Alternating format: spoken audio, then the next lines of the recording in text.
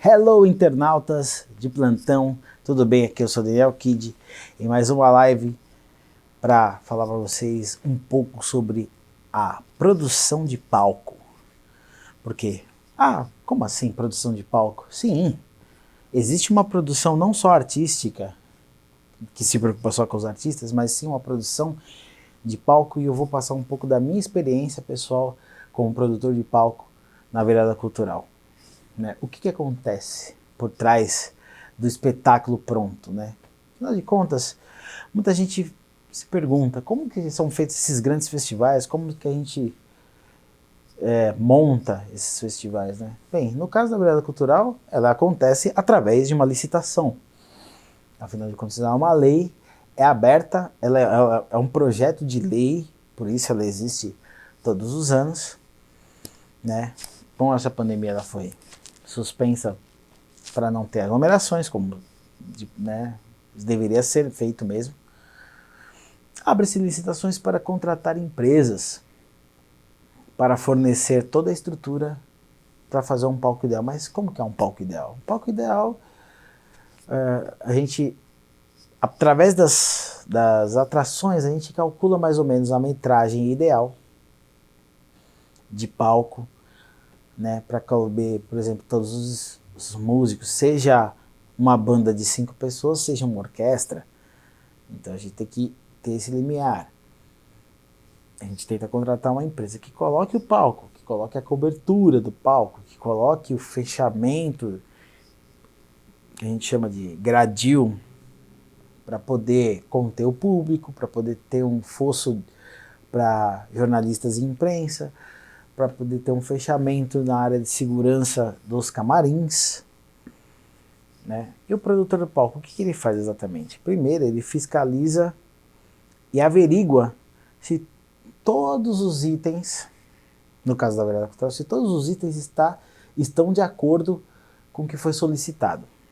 Se as empresas estão atendendo dentro do que foi solicitado na licitação, com todos os materiais pedidos, com as metragens exatas.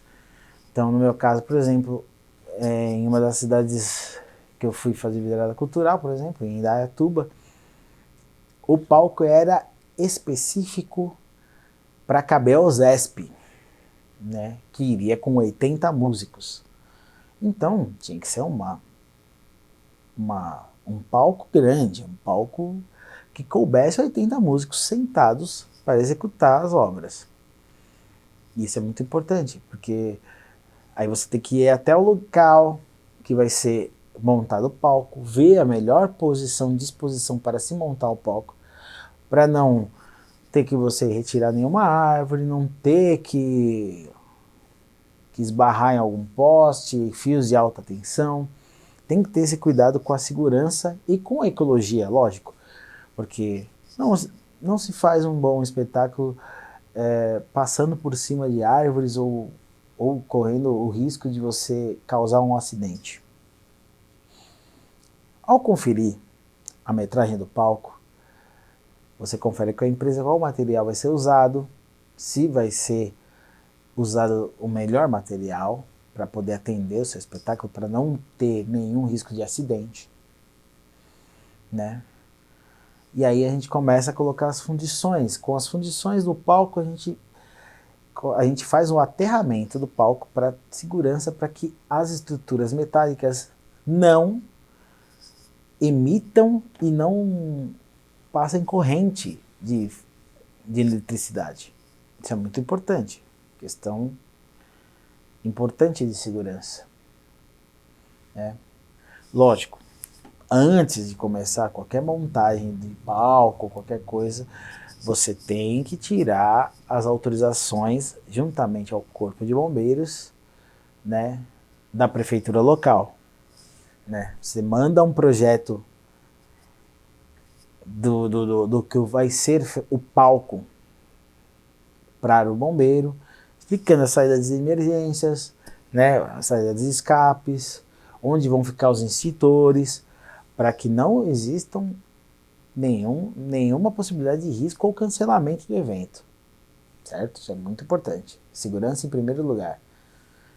A montagem do palco também exigir que quem estiver trabalhando no palco, na montagem, esteja usando equipamentos para sua segurança, né?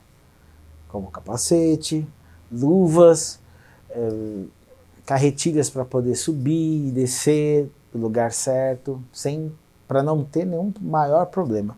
Afinal de contas, acidentes de trabalho são problemas recorrentes em montagens de festivais, mas não podem acontecer, tem que ser evitados. Aí, poxa, aquela estrutura metálica, mas como ela fica de pé? Aí o que você tem que conferir como que o palco vai ser fixado, né? Existem algumas maneiras de fixar o palco. Você pode colocar fios de aço para estaquear ele e colocar caixa d'água em pontos estratégicos para que ele não sofra com a ação do vento ou de uma possível chuva que faça o palco levantar. Isso é muito importante. Por isso que também não é muito bom palcos com a boca de cena muito grande, né? Porque afinal de contas o vento pode causar acidentes. Então a gente sempre tenta fazer um palco que atenda às necessidades de todas as bandas, por exemplo. Aí começamos a montagem do palco. A montagem do palco começa geralmente pelo chão do palco, as estruturas de base do palco, né? E aí vamos subindo a cobertura, né? Tem que ficar, tem que estar muito atento ao posicionamento do gerador de energia, se o gerador está em condições de uso, se a companhia que está fornecendo o gerador de energia está em dia com as vistorias necessárias para o funcionamento do gerador, para não ter um curto-circuito ou uma sobrecarga, né? E não causar nenhum acidente mais grave, né? Com a montagem do palco, você tenta sempre se antecipar e preparar a lista das entradas dos artistas e conferir o mapa de palco de todos os artistas para você, se for um festival muito movimentado como a Virada Cultural e que você às vezes não tem uma verba sobressalente para ter praticáveis, você montar o que a gente chama de input list. Input list é como você vai ligar as coisas canal por canal na mesa de som para poder ser ligado no PA, no Public Amplifier, né? No amplificador do público, numa ordem lógica, para que todos os técnicos possam se adaptar àquilo da melhor maneira possível, né? Geralmente, né, quando são bandas de rock, né, a gente começa geralmente pela bateria. A bateria é o primeiro instrumento a ser plugado, então a gente começa de 1 a 8, de 1 a 7. Né? Em algumas exceções a gente coloca a voz nos primeiros canais, mas geralmente a gente começa pela bateria. A formação de uma banda normal, digamos assim, 2 guitarras, teclado, baixo, bateria e vocalista, entendeu? A gente vai começando pela bateria, depois os instrumentos de corda, os instrumentos adicionais, até chegar na voz. Geralmente a voz é o último instrumento a ser plugado e conferido, né? Dispor de uma ordem no palco em que os instrumentos fiquem ergonomicamente possíveis para todas as bandas, para evitar muitas trocas, evitar que você tenha que mudar as posições de amplificador, porque isso você ganha tempo nisso, né? Lógico, quanto antes você antecipar, e se você tiver um problema de alguma troca de amplificador, tentar se comunicar com um técnico que vai vir trabalhar com antecipação, né, para você ter uma ordem muito boa e não ter nenhum problema para ter que ficar trocando palco a cada atração que você tiver que atender, certo? E assim, o básico, na verdade, para você ser um bom produtor de palco, um coordenador dos trabalhos, na hora que você está ali no espetáculo, o que eu recomendo para todos, antes de mais nada, antes de conhecimento técnico, antes de você saber qual microfone exato você vai usar em cada peça, em cada instrumento, o que eu digo é que você respeite as pessoas que estão trabalhando, os técnicos das empresas que estão trabalhando, das bandas que estão vindo fazer o festival.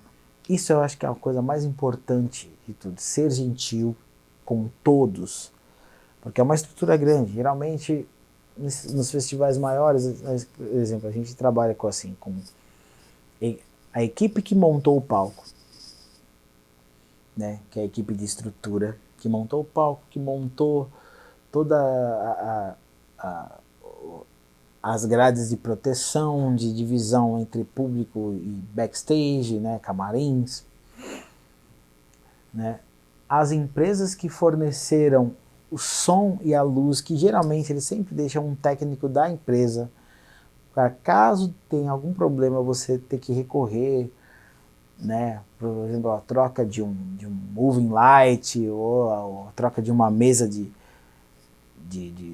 som, por exemplo, né, né, geralmente também contratamos carregadores, que são aquelas pessoas que geralmente elas não têm muito conhecimento técnico, porque elas são a primeira escala de trabalhadores. Às vezes a pessoa está começando nesse meio, e aí ela não sabe muito bem como carregar um instrumento, como carregar um teclado, uma bateria que seja. Então você também tem que ter cuidado, mostrar onde você pode colocar, em qual área de escape do palco você pode colocar aquele instrumento que está chegando para fazer o próximo espetáculo, né? Os holds que estão no palco para poder auxiliar na montagem ou numa ocasional virada de palco mais complicada, como mudar o mapa de palco drasticamente para que atenda uma atração internacional da qual o público quer ver a performance de algum músico, e esse mapa de palco tem que ser alterado para você poder atender melhor tanto o artista quanto o público, né? Tomar cuidado sempre com cabeação, com todos os cabos que estão vindo, com os holds das bandas que estão vindo, né? Com os produtores que estão trabalhando com as bandas e com os músicos que estão chegando para fazer o seu festival. Afinal de contas, todos eles estão passando por algum momento, podem estar passando por alguma dificuldade. Por exemplo, a banda pode ter vindo de outra cidade muito distante, pegou uma estrada, todo mundo chegou meio nervoso, meio ansioso por causa do horário, né? O técnico da empresa lá, às vezes ele está 3 dias lá trabalhando direto, sem ter contato com o mundo exterior. Alguns chegam até ao ponto de, por questões de segurança, ficarem no palco sem ir para um hotel, para algum estabelecimento para poder descansar, para poder vigiar aquele material que está sendo fornecido, né?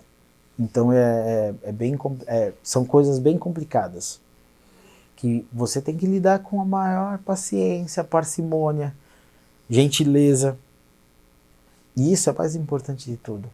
Por exemplo, a empresa de som geralmente é aquela que precisa de uma dedicação um pouco melhor para saber se você tá, se eles trouxeram microfones que vão atender a demanda do espetáculo, né? Porque às vezes o microfone é bom para microfonar um violoncelo, mas não serve para poder microfonar uma bateria, e isso acontece, porque existem microfones para cada tipo de instrumento, né? Geralmente os instrumentos acústicos, eles precisam de microfones mais dinâmicos para captar a vibração do som com mais perfeição. Né? Então são microfones específicos que se usam, mas são muitas vezes desconhecidos pelo grande público, né? Então é importante você sempre estar atento a esses detalhes que às vezes podem passar despercebidos, né? O tipo de microfone que um vocalista gosta e que outra vocalista não gosta, né? Porque a nossa voz, ela é emitida de várias maneiras, né? Diferentes por microfones diferentes. Por exemplo, eu estou usando aqui esse microfone aqui, ó. Ele dá um outro tipo de captação melhor para o vídeo que eu estou fazendo para você agora. E isso também interfere na hora que você está gravando ou cantando ao vivo. São situações diferentes que você precisa de uma ferramenta diferente, né? Detalhes de acessibilidade no palco. Por exemplo, né, tive já o prazer de trabalhar com os Paralamas, né, e aí nós temos o Herbert, que é um cadeirante, e que por conta da condição física dele atual, ele precisa que a rampa siga as normas de acessibilidade para que ele possa entrar no palco com facilidade, para que ele possa se posicionar no palco com facilidade, né? Ele precisa de um praticável para ele. São exigências específicas dos Paralamas, por exemplo, né? Que é interessante. A gente não, nós que estamos lá trabalhando, a gente passa desapercebido esses detalhes, mas eles são importantíssimos no caso de uma atração como essa, entendeu? Como no mesmo caso, se você for receber uma orquestra, que você precisa de uma boca de fundo maior para poder levar os instrumentos com mais rapidez para fora do palco, porque são muitos instrumentos, uma orquestra, entendeu? E sempre estar atento a essas especificações, né? Se o baterista é canhoto ou é destro, isso é das coisas mais comuns de acontecer, porque aí necessariamente você tem que alterar a ordem do input list muitas vezes para auxiliar na hora de passar o som, de checar o som para ver se está tudo ok, né? Detalhes que são imprescindíveis, né? Os tipos de amplificadores que foram locados para atender as bandas. Ou seja, o trabalho do produtor de palco é estar atento aos detalhes na hora que está acontecendo o festival. Porque cada banda tem uma necessidade, cada banda tem um som, cada banda tem o seu padrão de trabalho. E aí você tem que estar muito atento a tudo que está acontecendo ao seu redor e principalmente a tudo que a banda solicitou. Então, o quanto antes você, por exemplo, você se antecipar para conhecer o trabalho da banda, receber o input list, o mapa de palcos, especificações até de camarim, para poder auxiliar a produção dos camarins da banda, porque, né, temos muitos artistas no Brasil que são vegetarianos, que são veganos, e é bom sempre receber todos os artistas da melhor maneira possível, para que ele faça um bom show, para que ele se sinta, né, abraçado pelo evento, né? Então são detalhes que às vezes passam desapercebidos e esses detalhes fazem a diferença. Então, o quanto você conseguir de informações da banda, ver como que é a formação da banda, como eles se portam no palco, se existe alguma performance que possa, né, ser ajudada porque você se antecipou, você viu que o vocalista gosta de descer no fosso, né? Isso pode causar um tumulto, então é bom você sempre deixar um segurança por perto, se preocupar com o bem-estar de todo mundo que está trabalhando lá, do segurança, né? Do jornalista que está cobrindo o evento, né? dos artistas que às vezes não gostam de público dentro do palco, né? Então, isso tudo são, são pequenos detalhes que fazem a diferença. Okay?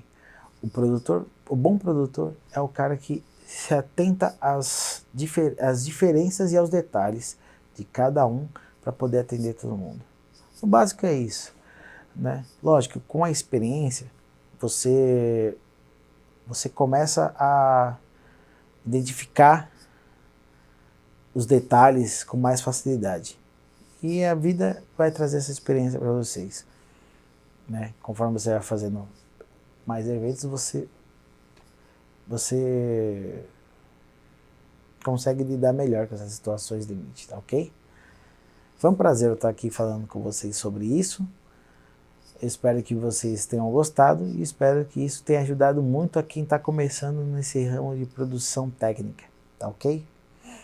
Muito obrigado à Associação Cultural do Rock, muito obrigado a Lei Aldir Blanc por proporcionar esse momento de troca que estamos tendo. E é isso aí. Muito prazer, muito obrigado e até uma próxima. Valeu. Me acompanha nas redes sociais também, acompanha as redes sociais da Associação Cultural do Rock para ter mais conteúdos como esse rolando para vocês, tá ok? Tchau, tchau, até mais.